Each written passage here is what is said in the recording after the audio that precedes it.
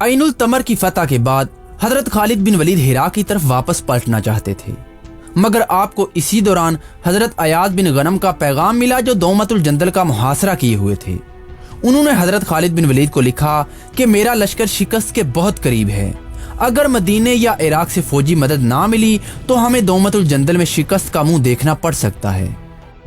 ایاز بن غنم کا پیغام ملتے ہی حضرت خالد بن ولید عین التمر سے اپنی 3000 کی فوج لے کر دومت الجندل کی طرف روانہ ہو گئے۔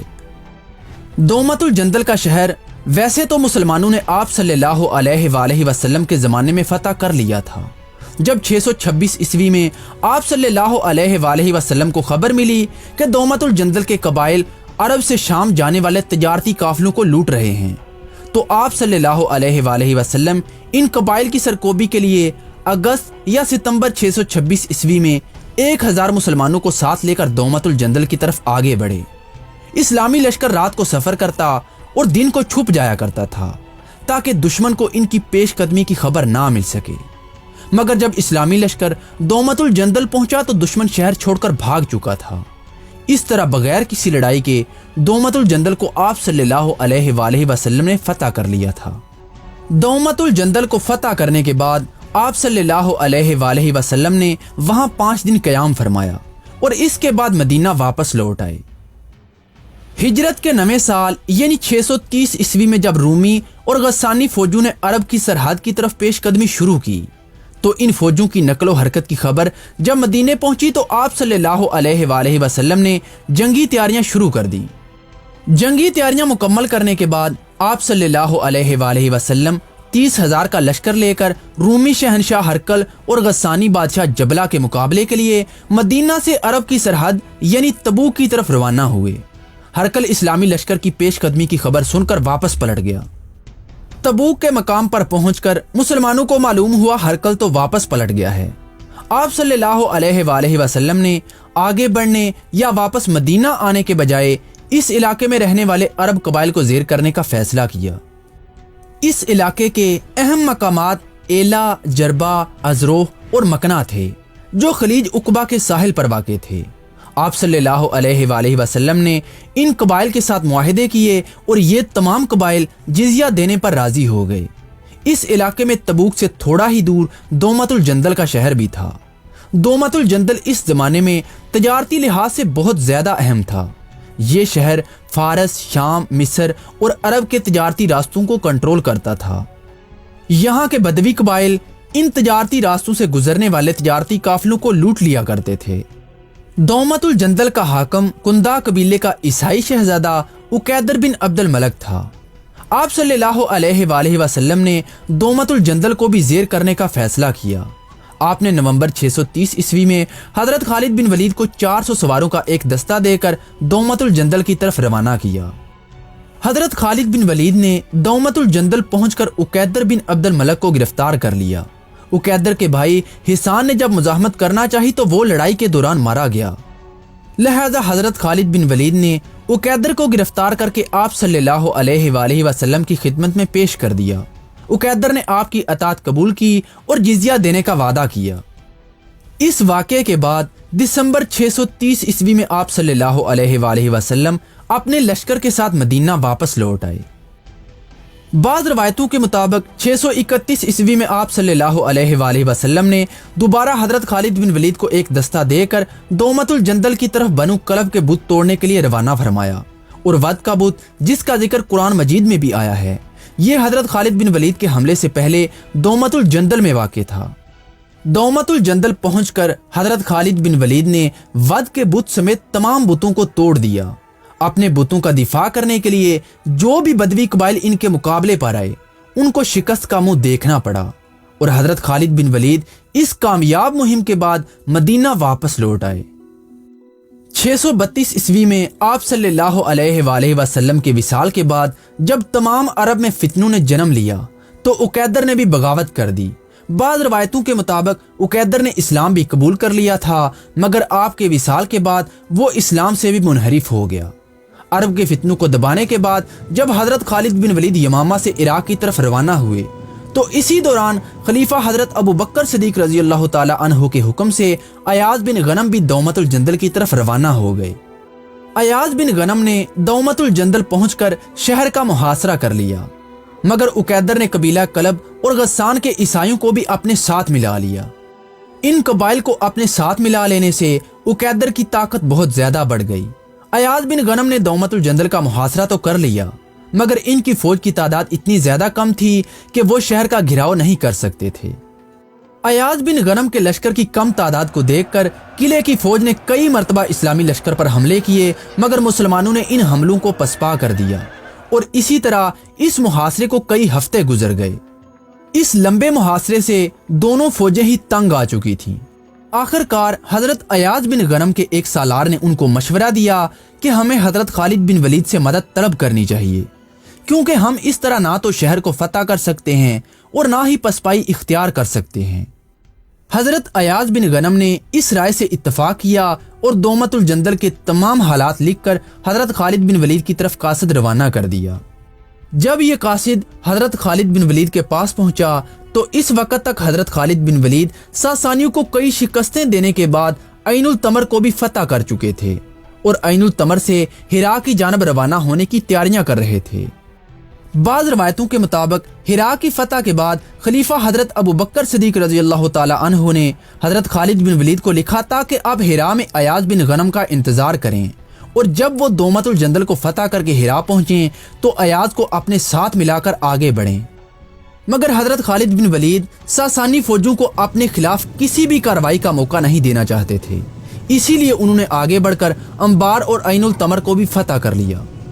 और जब अंबार और ऐनुल तमर की फतह की खबर मदीना भेजी तो खलीफा हजरत अबू बकर सिद्दीक रज़ी अल्लाह ताला अन्हु ने इसी कासद यानी हजरत वलीद बिन उकबा को दौमतुल जंदल की तरफ रवाना फरमाया। जब हजरत वलीद बिन उकबा दौमतुल जंदल पहुंचे तो इन्हें पता चला कि अयाज बिन गनम को कमक की जरूरत है, तो उन्होंने बजाय मदीना वापस जाने के इराक जाने का फैसला किया, जो दौमतुल जंदल के ज्यादा करीब था। और अयाज बिन गनम के कासिद के चंद दिन बाद वो भी ऐनुल तमर पहुंच गए और हजरत खालिद बिन वलीद को बताया कि खलीफा हजरत अबू बकर सिद्दीक रज़ी अल्लाह ताला अन्हु का भी यही हुक्म है कि आप पहले अयाज बिन गनम को अपने साथ मिलाएं, इसके बाद आगे पेशकदमी शुरू करें। ऐनुल तमर की फतह के बाद हजरत खालिद बिन वलीद इराक में अपने कदम मजबूती के साथ जमा चुके थे। उन्होंने सासानियों के कई बड़े अहम और तजारती शहरों को भी फतह कर लिया था। अगर सासानी फौजें मदाइन से निकलकर मुसलमानों पर हमला आवर भी होती तो मुसलमान इस काबिल थे कि वो इनको रोक सकते थे। लिहाजा हजरत खालिद बिन वलीद ने ऐनुल तमर के इंतजामात को दुरुस्त किया और हजरत काका बिन अमर को हिरा में अपना नायब मुकर्रर करने के बाद अपने चंद दस्ते ऐनुल तमर में छोड़े और 6000 की फौज के साथ ऐनुल तमर से दौमतुल जंदल की तरफ रवाना हो गए। दौमतुल जंदल के शहर में हजरत खालिद बिन वलीद की पेशकदमी की खबर इनसे काफी पहले पहुंच चुकी थी और किले में खतरे की घंटियां बजनी शुरू हो गई थीं। हजरत खालिद बिन वलीद की आमद की खबर सुनकर दौमतुल जंदल के शहरियों ने शहर का दिफा करने के लिए इस इलाके के मजीद बदवी कबाइल से मदद तलब की। इन कबाइल ने मुसलमानों के खिलाफ अरब ईसाइयों का बढ़ चढ़ कर साथ दिया। इन कबाइल में कलब और गस्सान के कबीलों ने सबसे ज्यादा फौजी मदद रवाना की। इन दो मगरूर और अस्करी लिहाज से सबसे मजबूत कबाइल का इस जंग में हिस्सा लेने का मकसद मुसलमानों से अपने कबीले के लोगों के कत्ल का बदला लेना था। जो 630 और 631 ईस्वी की दौमतुल जंदल की लड़ाइयों और 633 ईस्वी में इराक की लड़ाइयों में हजरत खालिद बिन वलीद के हाथों कत्ल हुए थे। इसके अलावा फितना इर्तदाद के ज़माने में हजरत अमर बिन आस के बनु कलब पर हमले से भी इन्हें काफ़ी नुकसान पहुंचा था। लिहाजा दौमतुल जंदल में ईसाई अरबों और बुत परस्त अरब कबाइल की इस कदर फौज जमा हो गई कि किले में इस फौज के लिए जगह कम पड़ गई, जिसकी वजह से आधी फौज को दौमतुल जंदल के बाहर ही खैमाजन होना पड़ा। ये फौजें हजरत खालिद बिन वलीद की आमद से पहले ही दौमतुल जंदल में जमा हो चुकी थीं, मगर इतना बड़ा लश्कर होने के बावजूद भी दौमतुल जंदल का हाकम उकैदर बिन अब्दुल मलक हजरत खालिद बिन वलीद का मुकाबला करने से कतरा रहा था, क्योंकि वो हजरत खालिद बिन वलीद के हाथ देख चुका था। कई हफ्तों तक अयाज बिन गनम के लश्कर का मुकाबला करने वाला उकैदर बिन अब्दुल मलक हजरत खालिद के आते ही मैदान जंग छोड़ने की तैयारियां करने लगा। उकैदर ने तमाम कबाइल के सरदारों को इकट्ठा किया और इनसे मशवरा किया कि वो हजरत खालिद के लश्कर का मुकाबला ना करें, नतीजा सिर्फ और सिर्फ शिकस्त है। उकैदर बिन अब्दुल मलक ने अपने सरदारों से कहा कि खालिद के सामने फारस जैसी अजीम शहनशाही की फौजें नहीं ठहर सकीं तो हम इसका मुकाबला कैसे कर सकते हैं। मगर इन तमाम सरदारों ने उकैदर के इस फैसले की मुखालफत की और आखिरी दम तक लड़ने का फैसला किया। जब उकैदर ने देखा कि अब खालिद बिन वलीद से लड़ाई हर सूरत में होकर रहेगी तो वो रात को अपने चंद मुहाफिजों के साथ किले से निकलकर उर्दन की जानब रवाना हुआ। मगर हजरत आसम बिन अमर ने इसे गिरफ्तार करके हजरत खालिद बिन वलीद की खिदमत में पेश कर दिया। उकैदर ने हजरत खालिद से कहा कि वो जंग नहीं करना चाहता, बल्कि उसने दूसरे कबाइल को भी मुसलमानों से जंग करने से रोकने की कोशिश की है। उकैदर बिन अब्दुल मलक को ये उम्मीद थी कि हजरत खालिद बिन वलीद इसे माफ कर देंगे, जैसा कि गज़वा तबूक के मौका पर आप सल्लल्लाहु अलैहि वसल्लम ने इसे माफ कर दिया था। मगर हजरत खालिद बिन वलीद ने इसे इसकी बदअहदी की सजा देते हुए कत्ल करने का हुक्म दे दिया। उकैदर के कत्ल के अगले दिन किले के अंदर और बाहर दोनों अतराफ की फौजें लड़ाई के लिए तैयार हो गईं। हजरत खालिद बिन वलीद ने इस्लामी लश्कर को दो हिस्सों में तकसीम किया और एक हिस्से की कमान हजरत अयाज बिन गनम को देकर दोमतुल जंदल के जनूब में तैनात कर दिया, जहां से अरब यानी मक्का, मदीना और यमन को रास्ता जाता था। लश्कर के दूसरे हिस्से को दोमतुल जंदल के शुमाल मगरब में रखा, जहां से शाम और मिस्र को रास्ता जाता था।